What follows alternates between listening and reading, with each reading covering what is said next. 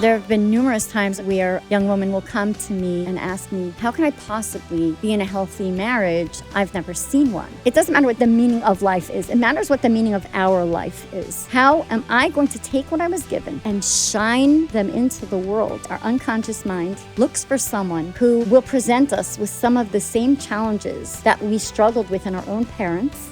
Welcome to the Jewish Marriage Podcast, where love goes on a date with identity, ideas, and ideals.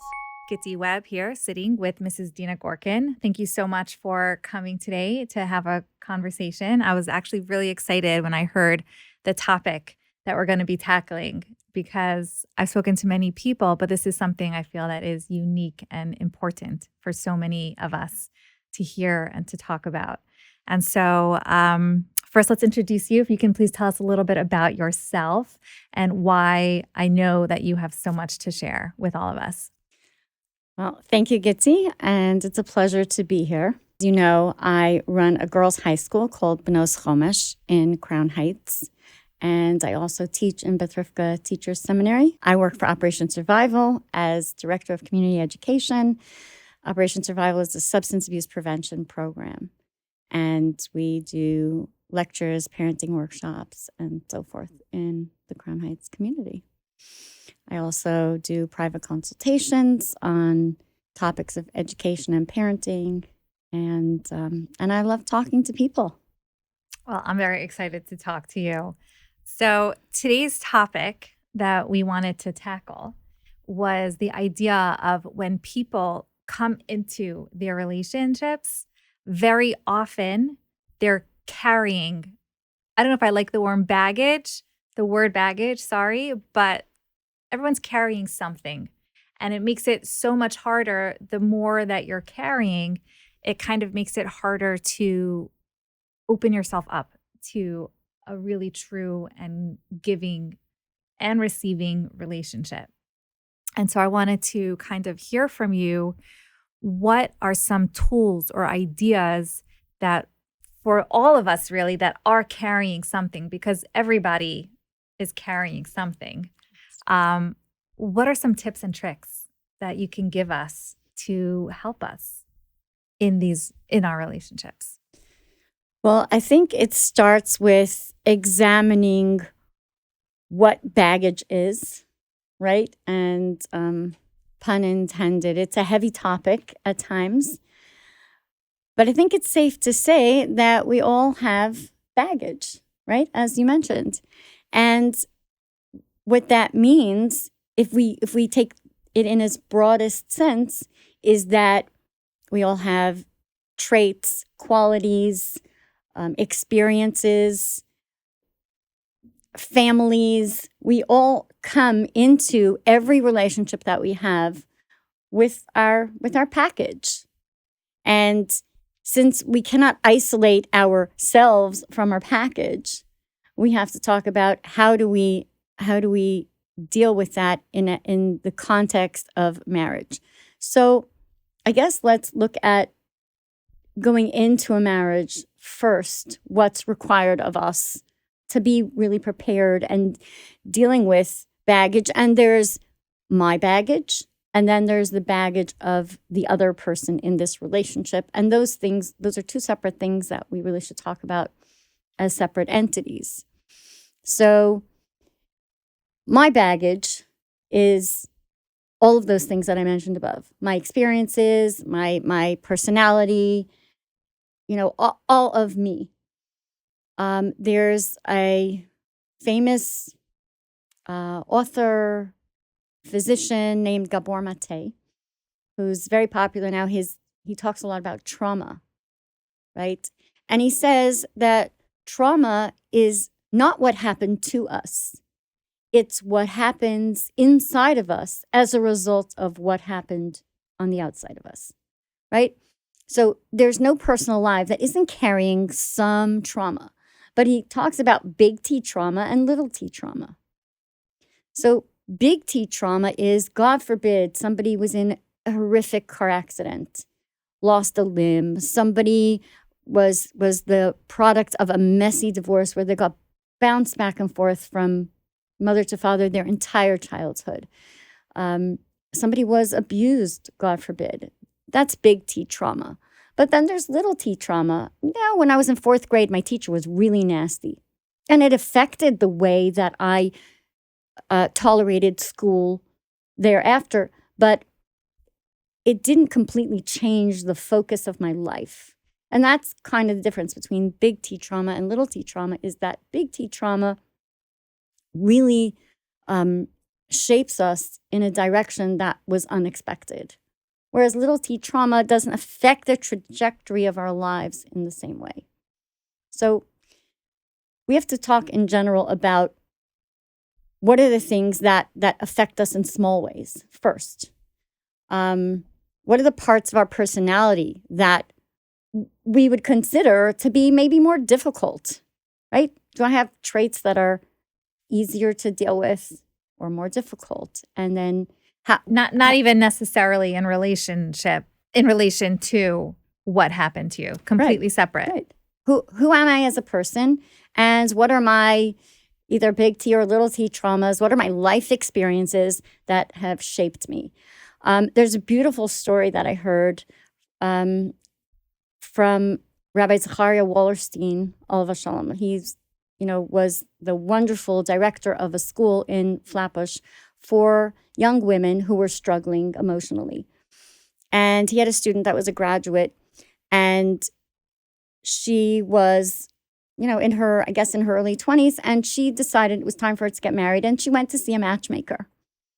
And the matchmaker saw her, profile and said, well, this is going to be rather difficult to find you a match because you have a lot of baggage. Can you imagine? First of all, just saying right there, bad matchmaker. Oh, yeah. Can you just imagine being told that, right? And this woman was very poised and didn't miss a beat. And she said, yes, I do, but mine is designer baggage.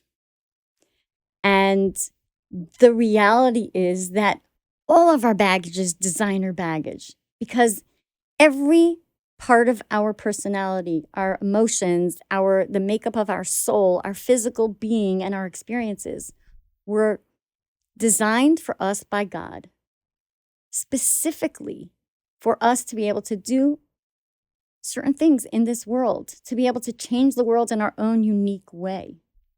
So whatever baggage we have, it's designer baggage. It was custom made by God for us so that we could shine our very unique light in the world.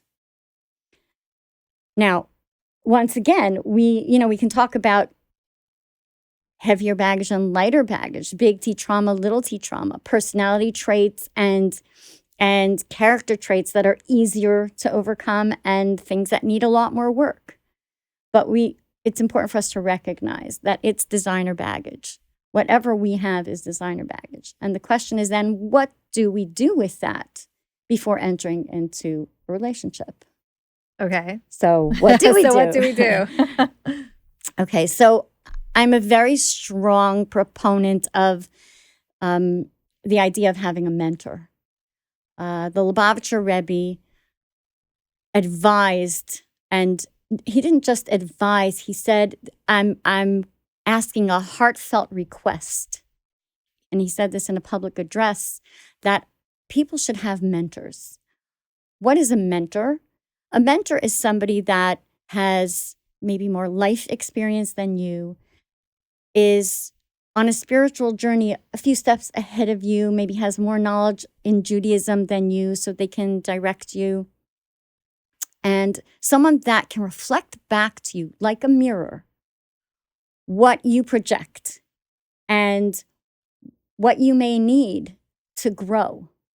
So, and I often tell my students this, think of your mentor, or the term that the Rebbe used was a mashpia, right? Which is actually the Hebrew word for influencer, right? So we should look for influencers, and I'm not referring to the kind that want to sell you social thousands of dollars worth of products on, Instagram.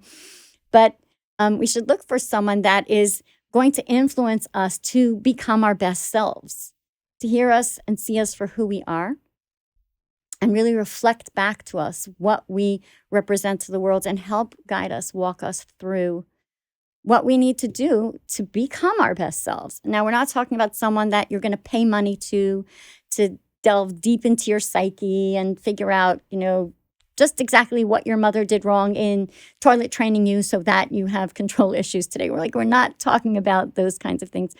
We're talking about how will you grow from where you are now? It's, I guess, in some ways like a coach, but it's more than that because it also really speaks to the spiritual development of a person and how that can help us to go into a relationship. So I advise young people to, grab a nice coffee, sit down with a mentor, and get ready to have, to hear some hard truths. Honest criticism and being honest and prepared really to hear that. Right. And honest and constructive criticism. Be open to the change that your mentor is suggesting that you might make. And it could be anything from, how you take care of your health to maybe you should learn more, get more Jewish background, to like build up your soul. Or maybe there are relationships you're in that you could be repairing right now to help you to prepare for marriage. So it's a great idea to have a mentor, someone that can guide you to work on your baggage, whatever it may be. I want to pull out one thing that you just said, because I think it's actually so important and so powerful, is that you said that this mentor can help you look at your current relationships, not necessarily dating, romantic, but to look at who you interact with often and on a daily basis, and how repairing and working on those, I think could also be is so instrumental in looking at that and then knowing how to go forward in future potential romantic relationships with that. And I think that that's something that I would love to touch a little bit more on, because I think that when we work on our current relationships, I think that's the first step to getting yourself ready for a dating serious relationship. It's very true. And if we honestly examine our close friendships or our relationships with family members, and we're not talking about toxic relationships, but let's talk about, more or less healthy relationships, we'll notice patterns of how we react to certain types of things, to certain situations. We'll notice patterns of what does it take to get us insulted, or when do we lose our temper, or when do we feel the most validated within a relationship. And if we really put it under a microscope, we'll start to notice those patterns. And just that awareness can be so helpful when going into a romantic relationship, a marriage relationship, because when we're dating, we could start to see those patterns as well. Some of those patterns will be good and they'll be healthy, and some of those patterns might not be so healthy. And then the question is, again, speaking to a mentor, or sometimes it's speaking to a therapist. Sometimes your mentor will tell you, I think you should see a therapist to resolve this issue with your father, your mother, your, whoever. Sibling, past relationship. Exactly. So it's just important to start to take notice of your current relationships, the people you're really close with, and how they evolved, and what are some of the things that are the sticking points in those relationships, and maybe even look at why. Excellent. So before I want to go on from here we mentioned earlier the idea that we come in with our baggage into a relationship, but don't forget there's another person who is coming in with their baggage or whatever they're carrying as well. But before we go there, I just want to reiterate some of the things that we can do to prepare ourselves before we begin a relationship, before we go in to see what we need to kind of look out for. So some of the things that you said was this idea of, first of all, getting a mentor and having someone who is objective and who is honest and who is really looking out for the best for you, to help you to see yourself and to kind of see where your faults may lie. And I think that is the first step to preparing yourself. And then on top of that is kind of looking at other relationships that you have and seeing both good and bad, what is helpful and what is not helpful, and fixing what is not helpful in yourself. That's a very good point. And there have been numerous times over the years where a young woman who came from what we'll call a dysfunctional home, meaning a home where there wasn't a healthy marriage relationship, young woman will come to me and ask me, how can I possibly be in a healthy marriage? I've never seen one. And my advice there is go see one. Go see more than one. Go spend time with people who have healthy marriage relationships so that you know what it looks like from the inside. I think it's very hard for us to conjure something we've never experienced, right? And you should continue to, even after, let's say you are married, it is something that you should continue to do, is to find those families and find those people that have these healthy relationships and surround yourself with them. Right, and take mental notes of what it is that they do to keep their relationship healthy. How do they communicate? Pay attention to how they speak to one another. Like, I know a couple that are married 35 years and they still, if they have to interrupt one another, they'll still say, "Excuse me, honey. Do you mind if I interrupt you?" And that's quite incredible. So paying attention to the way that healthy couples communicate, paying attention to the way they give each other space, paying attention to, do they like to do things together? Do they share all their interests, or does each one have their own interests and then they have some shared interests? And that's a very, very important point that can help people to build their arsenal of tools. Another important thing to do is really to sit down and make an honest list of your expectations in marriage, because some of the baggage that we're carrying is unrealistic expectations. And when we're carrying unrealistic expectations, you can be pretty sure that it's not going to take long for disappointment and feelings of rejection to come out within a marriage. So I know that, TV, movies, magazine articles, social media affect so much of what we expect in marriage. And I remember my father, saying this to me as a teenager over and over again: that's not what love is. That's not what marriage is. You have these, you imagine the fireworks and the lightning bolts and all that. And that's all nice for a moment in time, but that's not what marriage is. So, really writing down our unrealistic expectations, and then again, speaking it over with somebody who's been married for a number of years and who has life experience. That can be very helpful in helping you to sort of debunk some of the myths about marriage. So unfortunately, I think there's this idea that some people may have, some people who see themselves as flawed and who see themselves as just so completely covered by trauma that they might not be worthy of being in a healthy relationship, because they feel that they don't necessarily have the ability to be in a healthy relationship, or they don't have what to give to a healthy relationship. And it kind of, their self-worth is not high enough. And so that stops them from allowing themselves the joy of a true relationship. So what would you say to someone like that who has these feelings? So there is a handwriting analyst / life coach by the name of Yaakov Rosenthal, and he has an expression, OWE, own worst enemy, right? And he says that sometimes we are our own worst enemy, but some people live in that space of being OWE.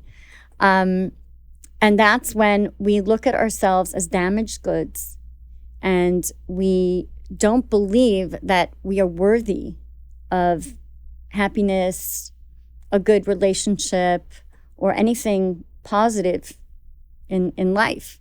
So that's definitely something that needs to be worked out either in therapy. I mean, I would strongly recommend therapy in a situation like that, because there are other people's voices in your head telling you that, right? Nobody is born feeling not good enough. That doesn't, that's not a congenital condition. That's something we learn as children and as young adults. I was terrible at school, so I'm just not smart. I was always a wild kid at home, and my parents were always punishing me. I'm a bad kid. There are things we learn about ourselves that are other people's perceptions of us. And we start seeing the world through their eyes and hearing their voices in our head. And that's something that really should be talked out in therapy, because every person has value. Every person has a soul that God put into them. And God putting that soul into that person said, "You're worthy. I believe in you." That's the Moda'ani, that prayer that we say every morning, where we say, "Thanks, God, for returning my soul to me." The last words are, "Rabba emunatecha," you have faith in me. You have great faith in me, right? So if the Holy One, blessed be He, has great faith in me, who am I to doubt that? But my life experiences and the voices are telling me the messages that I received and other people's perspectives are telling me I'm not good enough. We need to undo that a little bit. And it often takes some therapy or some coaching to really... And inner healing. Yeah, to really, really go deep and start, as the saying, let's say from my childhood would be, to start playing new tapes, start hearing, I know that, just dating myself. But to really start hearing new messages, and those messages have to come from deep within. But often we need someone to help give us those messages. Excellent. Okay, so let's assume now that we have done all that inner work. We have done all the steps that we need to do to prepare ourselves for a relationship. So now we're ready. Someone suggested that they have a friend they want me to meet. And obviously that other person is coming with their own set of luggage, own set of what they're carrying, and own set of issues, whether or not they're big or small, but there are, everybody has their thing. What are some ways that I can prepare myself to understand what is my role in a relationship with this person and to help that person with their own issues? What are the boundaries that are also in a relationship that I need to know? And also, at what point is it maybe a place where I should say, this might not be a good relationship for me? Right. One of the things that I think is positive about the matchmaking, the shidduch system that exists in the Orthodox Jewish world, is that research is done before the couple meet. So knowing who it is you're going to be meeting and why do you think this is a good idea for me, and tell me a little bit about his life story, and tell me about his temperament. And, it's nice that someone is thinking about you and saying, "Hey, I have a friend. I think this is a great idea," but hear more about why that's a great idea. And ask if there are any things that might be red flags or anything that might be noteworthy. Not everything that's noteworthy is a red flag, but try to find that out before a meeting, because we all have things that are okay in our book, things that we could accept that are absolutely fine, and things that are, there's a red line there. And they can be simple things. I once introduced a couple, and they were dating for a little while. And after maybe the fourth or fifth date, the young woman came over and we were talking, and she said, "He's a really great guy." I just can't stand the sound of his voice. And when he talks, it just grates on my nerves. So I stop focusing on what he's saying and I'm just focusing on the voice. And I'm trying to picture myself married to him. And like, what if I'm already irritated? And then the voice comes in. And then what? I said, okay, stop right there.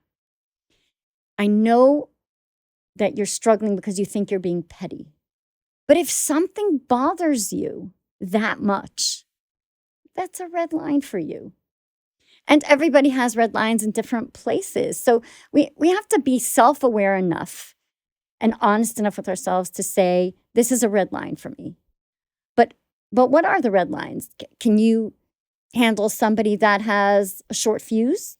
And we're not saying abusive, but like somebody's, maybe a little impatient. What about somebody that is very attached to their parents? Right? What about somebody that loves to spend a lot of money? Is that an issue for you? For some people, it will be. For some people, it won't. Somebody that has a physical disability. Again, it's very, very personal. Where are your red lines? So that's really the first step, is to kind of be aware of what your red lines are. And so when you're going to meet somebody, you just want to check out that those red lines, that you're above the red line. The second thing is that when you are already in a relationship with somebody, when you are already dating, to be doing a lot of listening, and not just listening with your ears, but listening with your eyes, listening with your whole self, paying attention to body language, paying attention to unspoken cues, because they're there and we tend to try to push them away or ignore them, especially when they signal something uncomfortable. So we have to pay attention to those things. And there's this idea of gut feelings, right? I have a gut feeling about something. Pay attention to that. That's a gift. If you have a gut feeling about somebody, whether it's, I have a gut feeling this person just isn't for me, or I have a gut feeling that there's a lot more under the surface here. Follow that and talk it out with yourself. Talk it out with your mentor. Talk it out with the other person. I saw you lost your temper with the waiter. Where's that coming from? Pay attention to the way the person treats other people, right? He could be super charming or she could be super engaging. But how do they treat other people around them? How do they treat the parking attendant or the waiter or anybody else that you come across? So really pay attention to those things. And then if you're noticing things, ask about them, talk about them. And then you can decide, is this something I can live with or something I can't? And then the third part of it was, what you asked me was, where's my responsibility in this relationship? If the person does have trauma or if they have baggage, where do I come in terms of that? Am I there to fix it? Absolutely not. Am I there to hold it? Well, that depends how heavy it is. And what it really also depends on, very, very importantly, is how much of it are they holding? Are they aware that they have this baggage? Are they dealing with it? Have they been working on this area of their life? Or do they just not want to address it, not want to deal with it?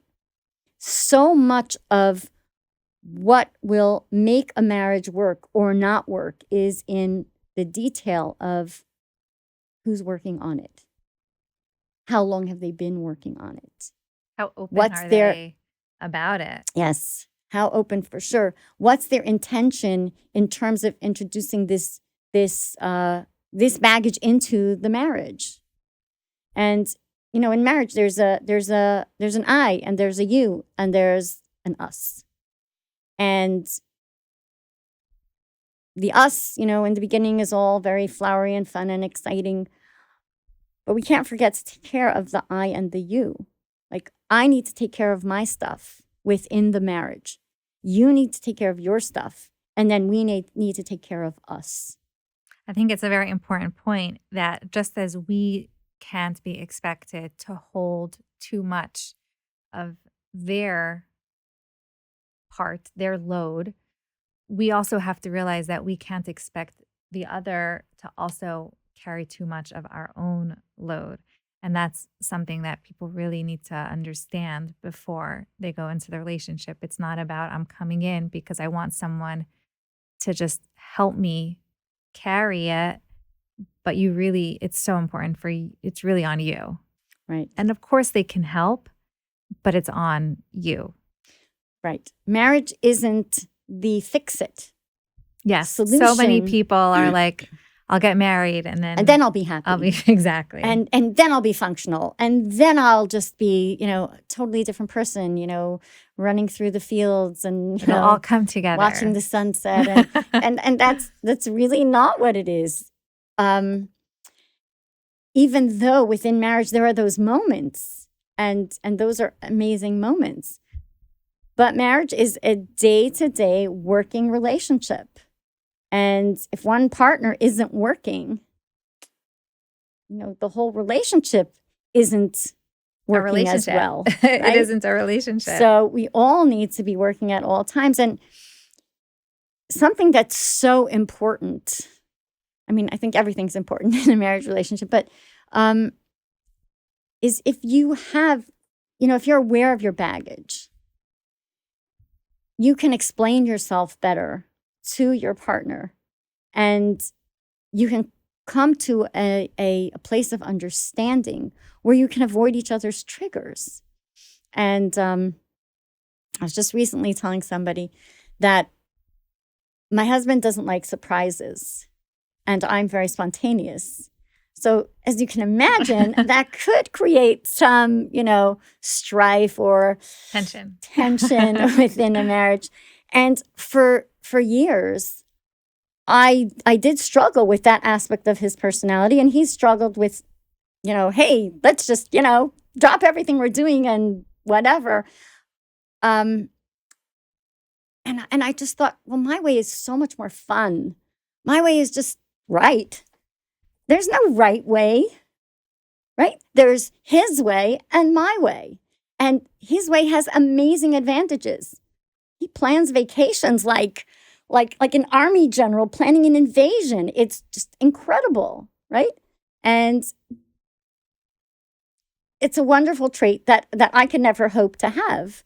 And, on the flip side of that, I can make things fun in an instant because that's just my personality.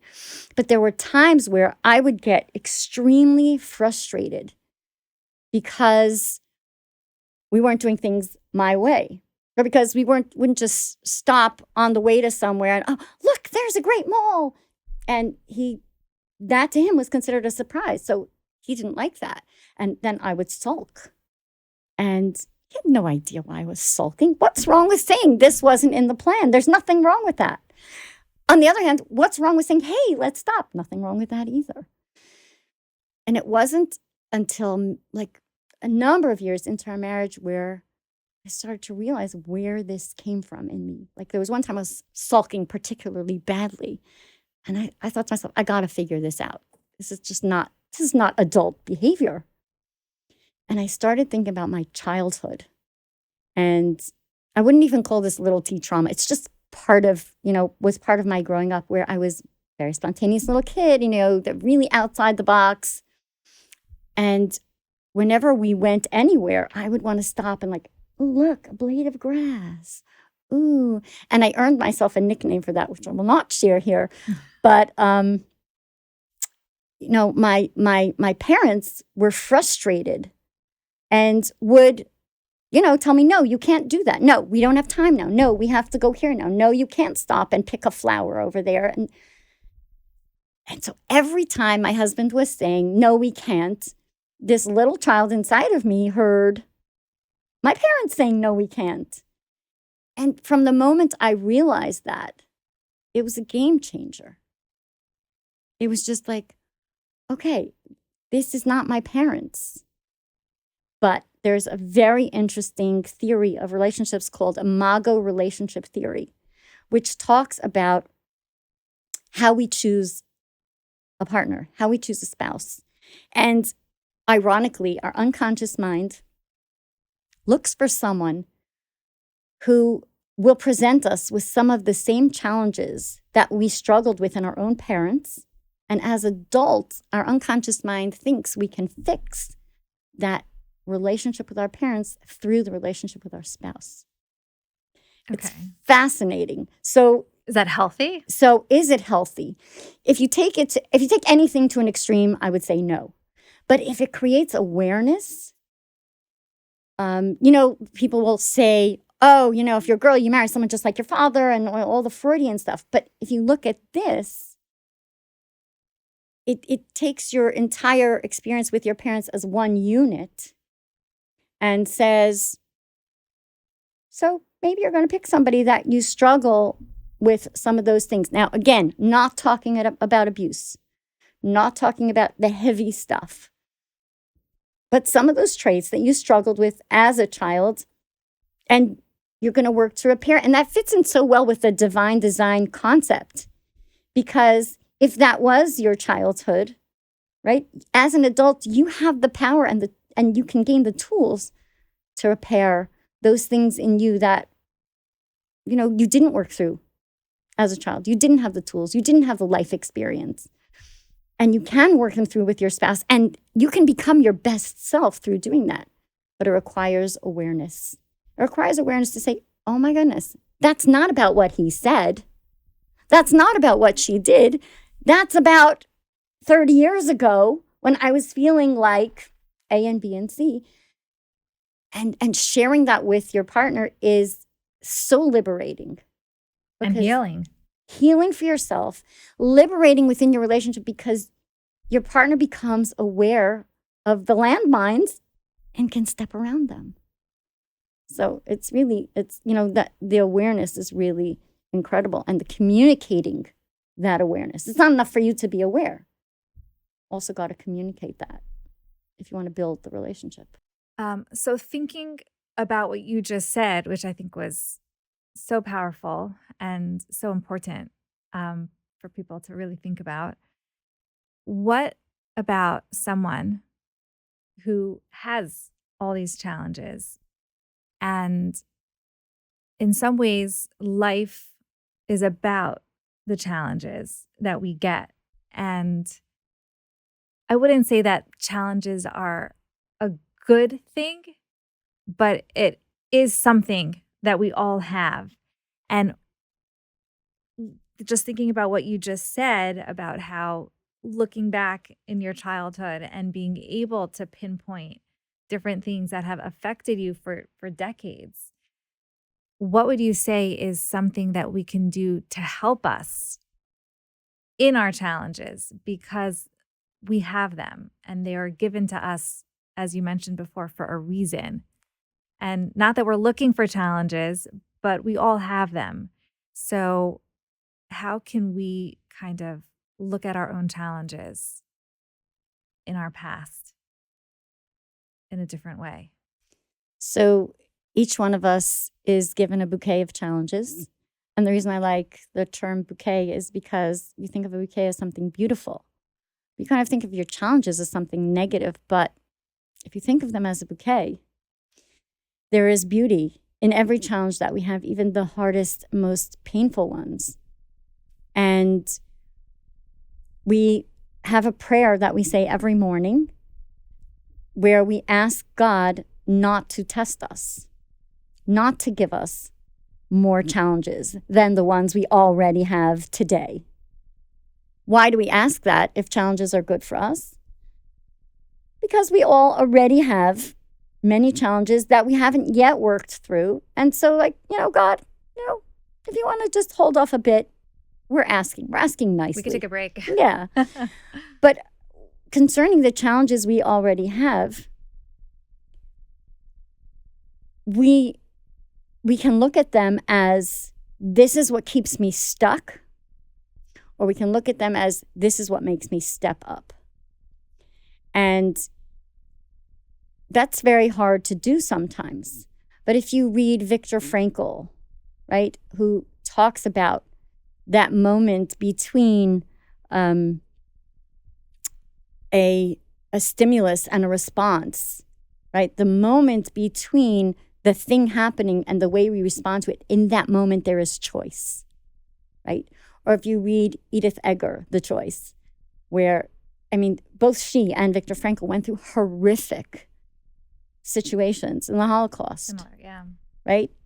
And they made choices in their lives to, despite these horrific circumstances and great losses, to step up.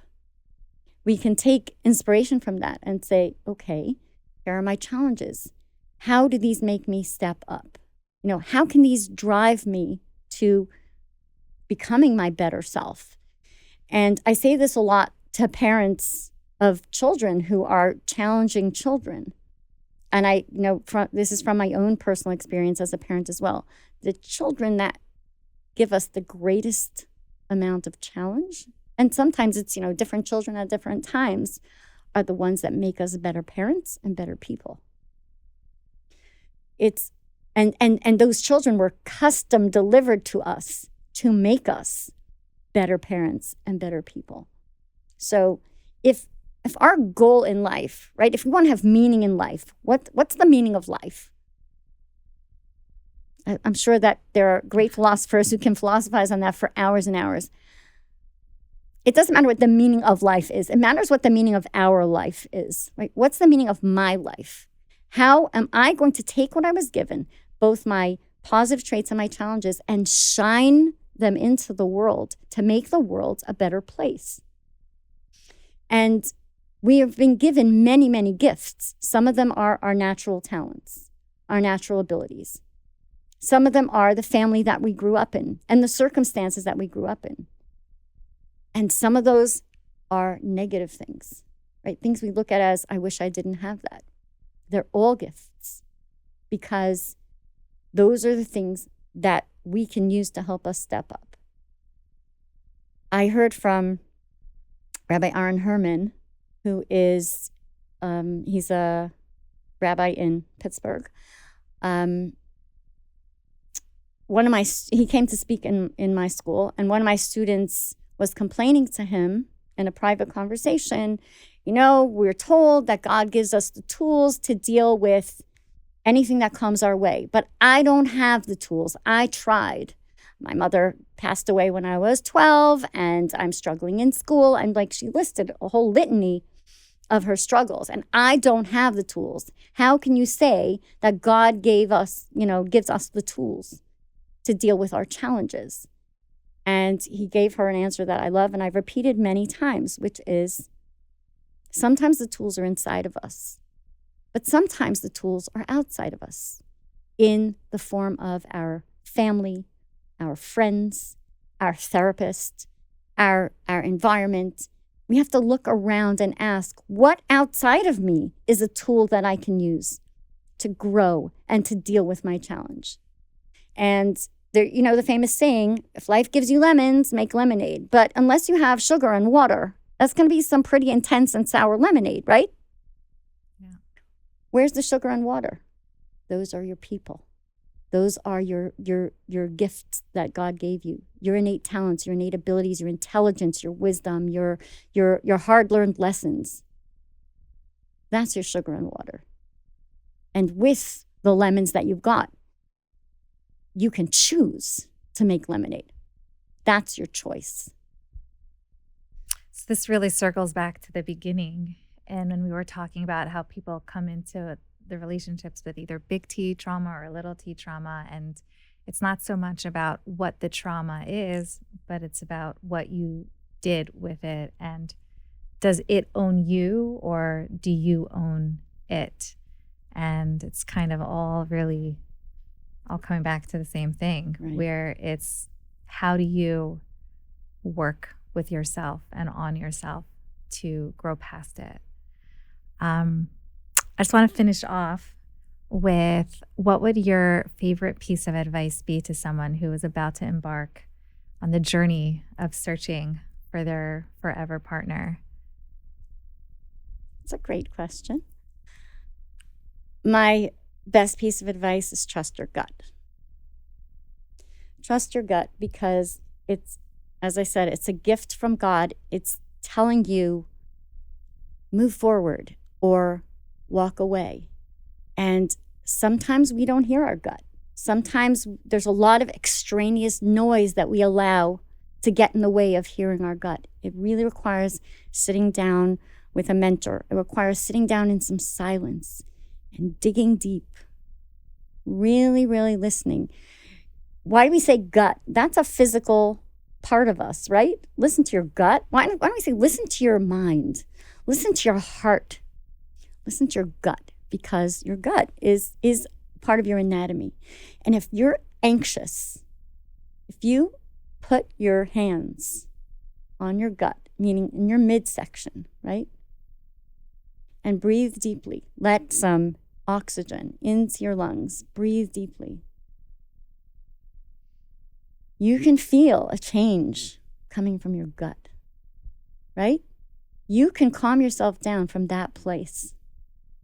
That is an area of us that God decided to put our instincts, right? Because we can open it up and we can start to feel.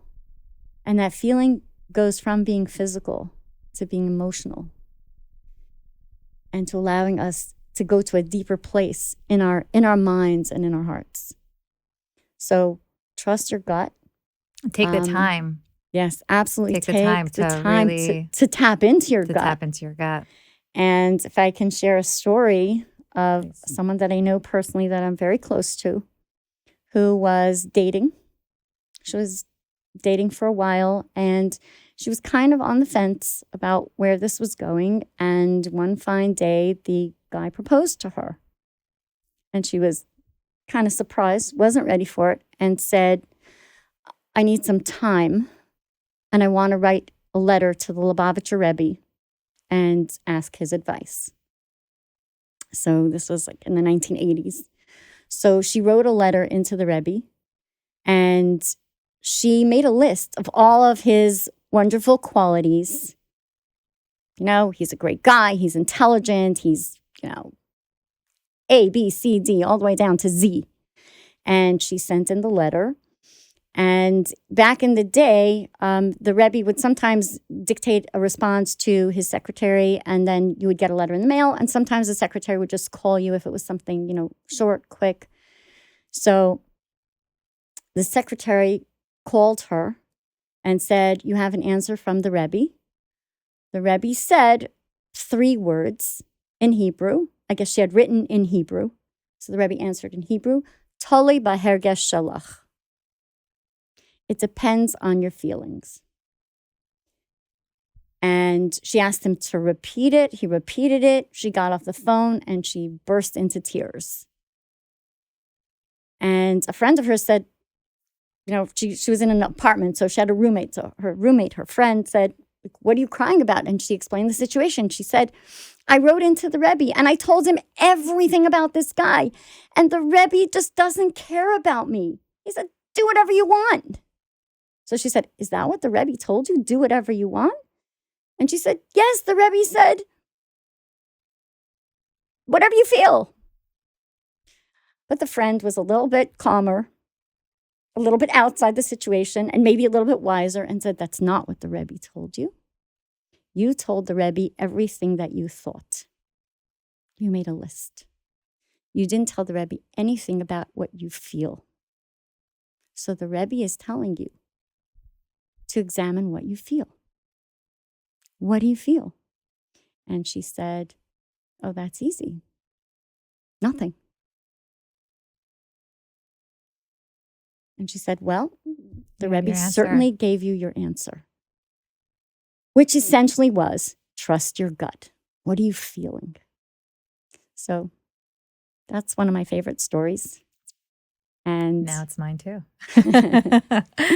Wow. Thank you so much. Thank you for coming. This was very enlightening, eye-opening, and I think many of us listening will highly appreciate your wisdom. So thank you so much for coming today. Thank you for having me. Wishing you lots of success in all of these endeavors, and wishing all of your listeners lots of success in their relationships and their marriages.